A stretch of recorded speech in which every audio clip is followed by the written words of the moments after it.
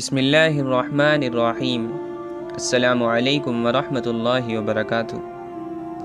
Tirmidhi की एक हदीस में हज़रत अबू हुरैरा रज़ी अल्लाहु अन्हु से रिवायत है कि रसूलुल्लाह सल्लल्लाहु अलैहि वसल्लम ने इरशाद फरमाया कि जो शख्स डरता है वो शुरू रात में चल देता है, और जो शुरू रात में चल देता है वो आफ़ियत के साथ अपनी मंजिल पर पहुंच जाता है।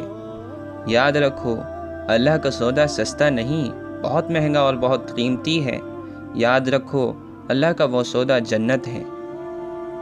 अरब का आम दस्तूर था कि मुसाफिरों के काफ़िले रात के आखिरी हिस्से में चलते थे, और इसकी वजह से रहज़नों के हमले भी उमूमन सहर ही में होते थे। इसका कुदरती नतीजा ये था कि जिस मुसाफिर या जिस काफ़िले को रहज़नों के हमले का खौफ होता, वो बजाय आखिरी रात के शुरू रात में चल देता था, और इस तदबीर से बहिफाजत व आफ़ियत अपनी मंजिल पर पहुंच जाता था।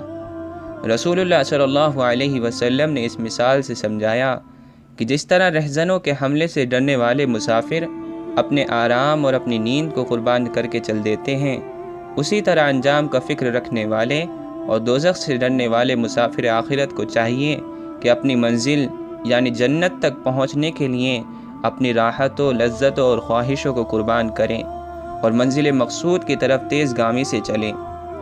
इसके बाद रसूलुल्लाह सल्लल्लाहु अलैहि वसल्लम ने बतलाया कि बंदा अल्लाह ताला से जो कुछ लेना चाहता है वो कोई सस्ती और कम कीमत की चीज़ नहीं है कि यूं ही मुफ्त में दे दी जाए, बल्कि वो निहायत गिरा कद्र और बेशकीमत चीज़ है जो जान व माल और ख्वाहिशात नफ्स की कुर्बानी से ही हासिल की जा सकती है, और वो चीज़ जन्नत है।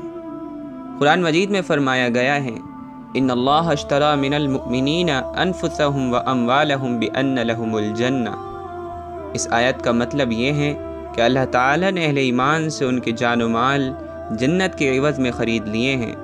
वो अपना जान व माल अल्लाह की राह में क़ुरबान कर दें तो जन्नत के मुस्तहिक़ होंगे। गोया जन्नत वो सौदा है जिसकी कीमत बंदों का जान व माल है, और जब अल्लाह तबारक व तआला ख़रीदने वाला है तो उससे बेहतर कौन है जो हमारी जान व माल की कीमत हमें दे।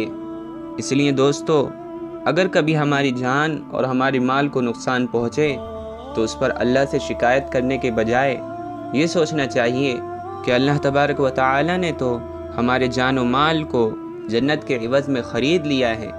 अब हमारा कोई हक़ नहीं बनता कि अब हम अल्लाह तबारक व तआला से अपने जान और अपने माल के बारे में कोई सवाल करें। अल्लाह तबारक व तआला से दुआ है कि वह हम सब को इस पर अमल की तौफ़ीक़ अता फ़रमाए।